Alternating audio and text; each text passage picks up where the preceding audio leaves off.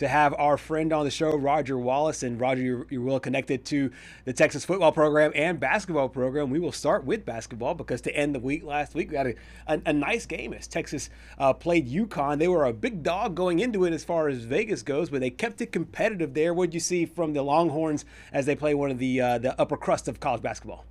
Yeah, I guess that's kind of where they are right now. Is that you mentioned they kept it within 10 points and actually had it down to 5 inside of 4 minutes to go. So that's an improvement over the opener against Duke, where it got away from them early in the second half. But still, Sean Miller, I think, is just frustrated with a lot of different parts of this team that he said was a little bit better on Friday against UConn. They foul too much, defense, some breakdowns as well.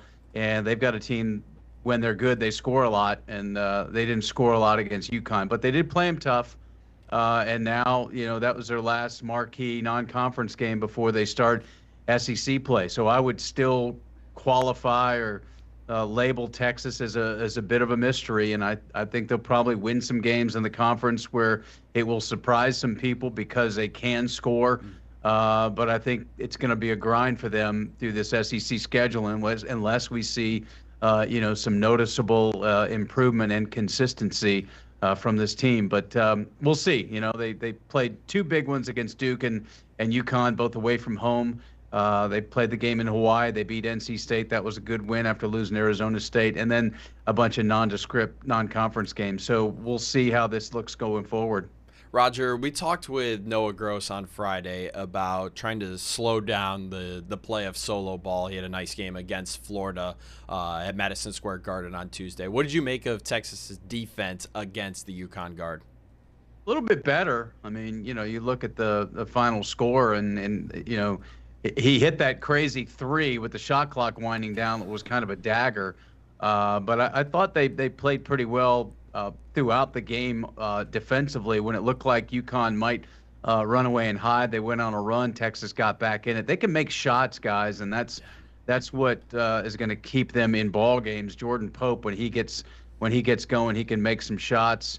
Obviously, Dalen Swain's got a pretty well-rounded offensive game. Mark's a little bit inconsistent, but I think they were better. I think they were competitive. I think they made UConn work for that win. And you hate to put that as a check mark in the success box, but I think they made the number 5 team in the country, coming off some really big wins, work for about 38 minutes to close out in a very impressive environment on Friday night in Hartford. Absolutely. We'll hear from Sean Miller in just a moment, but first, from the non-conference part of the schedule, I know it's so hard when there's a new coach and a lot of new players and they're gelling, but what do you feel is Sean Miller's take so far, whether he's verbalized that to you personally or just watching him from afar with this basketball team here in the non-conference part of the schedule before they get to some familiar opponents in the SEC? Well, the first part is fouling, and that usually means defense. They're not in the right spot.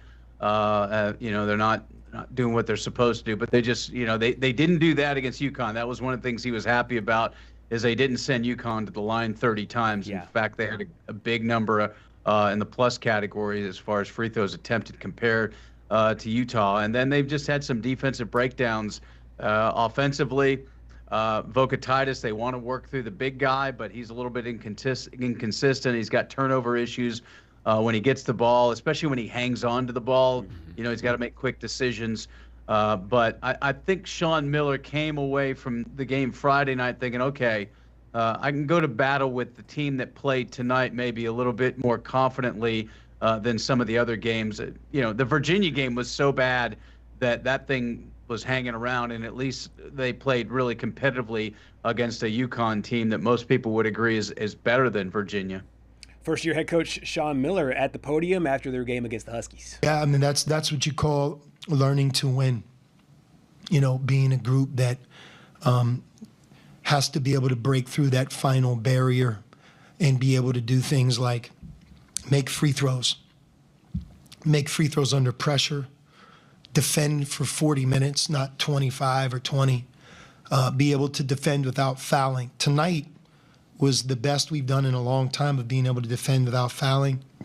I think everybody on our team felt it, and I think that's a big step in the right direction as well. Roger, I know it's got to be tough, dropping these close games, sometimes losing by a lot, sometimes, having him beat close, but just remember, it always could be worse. You could follow the Syracuse Orange that lost to Hofstra. Have you ever heard of Hofstra?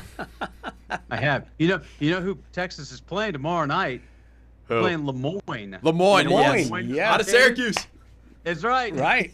This is like their second year D1, I think. Oh, or really? First or second. Yeah. But Yeah, they actually beat Syracuse in a game back when Jim Boeheim was coaching. The old crosstown rival everyone talks about. Lemoyne and Syracuse. I think that Cupcake out of conference schedule is finally catching up to Syracuse, because now they're losing to Hofstra. They can't make a free throw. At least Texas can make free throws. I mean, Mark and Pope went 6 for 6 from the line or something like that.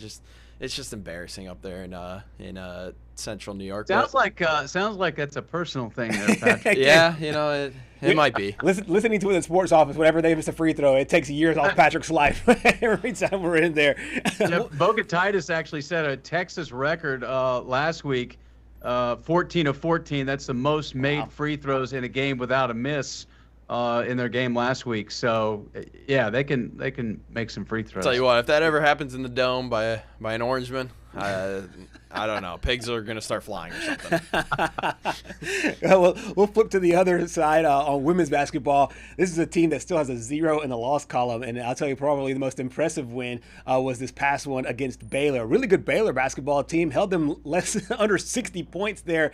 What do you make so far of the women's basketball team? Picked up 8. I think I saw the last poll, 8 first-place votes today.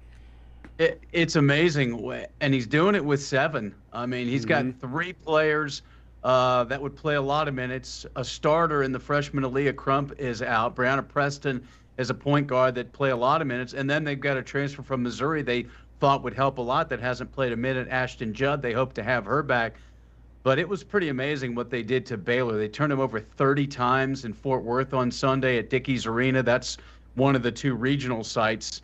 One of the reasons they're playing games there is to get ready for the regional, and you got to figure if Texas is anywhere near the top of the SEC, they're going to get sent to Fort Worth in the regional thing, get through the first 2 rounds. But I mean, that was Baylor's worst loss in 19 years. First time they suffered a 30-point loss, 30 turnovers, 42-2 is what they outscored them off a turnover. Just silly numbers, right? Goodness. I mean, just amazing. Yeah. You know who else is amazing, and I think we might need to start having a conversation for who's the best forward in the country, and Madison Booker. Is it too early to start saying that? I know it's like a month in, we still got a lot of season left, but she's been on a roll. She is, and she does it kind of quietly compared to some other stars in the game, and so I think that's the numbers are outstanding, but sometimes they're not that way. It's just a matter of she does all the little things. And no doubt. Yeah. She doesn't have to score 27 points a game. She doesn't have to get 8 rebounds. She doesn't have to get 5 assists. But sometimes, she's coming off her first ever triple-double last week against UT Rio Grande Valley. But she's so good. The mid-range game is so deadly, and she can create her own shot. She's unselfish to a fault sometimes. She wears that 35 for a reason. Kevin Durant is her hero, and obviously, he's the mid-range king as well. So, but this team, guys, it's just they're relentless, and they get these transfers to buy in immediately to play the way they play, and that's a hard part, I think, for any coach when you get the portal. You get people with 2, 3, 4 years of experience doing it one way, and then to do it a different way. And not to say their way was wrong, but Vic Schaefer's way is a way a lot of players don't play, and that's pick them up on the inbounds and guard them for the length of the floor, no matter if you're a big like 6'6" Kyla Oldacre or Rory Harmon, just running all over the place, taking contact. And I think that's what separates all the Texas teams. The big question's always been with these teams is, can they avoid those scoring droughts? Can they avoid offensive issues? Because they're going to D you up. They're going to pressure you. They're going to turn you over, but sometimes they've had issues trying to score the ball and avoiding getting turned over. That's what happened in South Carolina in the Final Four. They went dry for a stretch, and that was that. But they're always in there because of their defense. Absolutely. Coming up next, they have Northwestern State, South Dakota, and Southeastern Louisiana. So I three get to games. go to South Dakota, guys. How about that this weekend in Brookings, South Dakota? Wow, yeah. I'm about to say that. Yeah, they're going to South Dakota, and I remember Better or worse than Tupelo, Mississippi? To be determined. But you know what's funny about this trip? I mean, it's a return game. South Dakota State came here. It's a good program. I think they're 10-2 right now. But the other part of this trip was because they wanted to take one of their players home.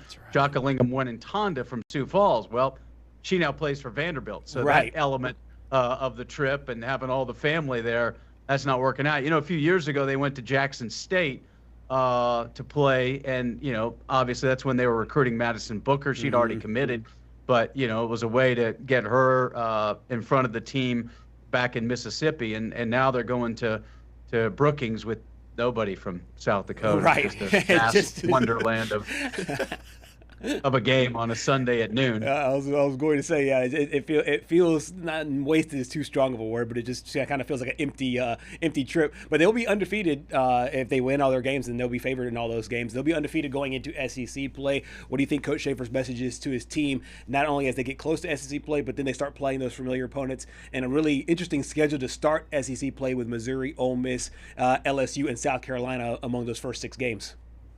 His message Wednesday night against Northwestern State will be he's scared to death of them.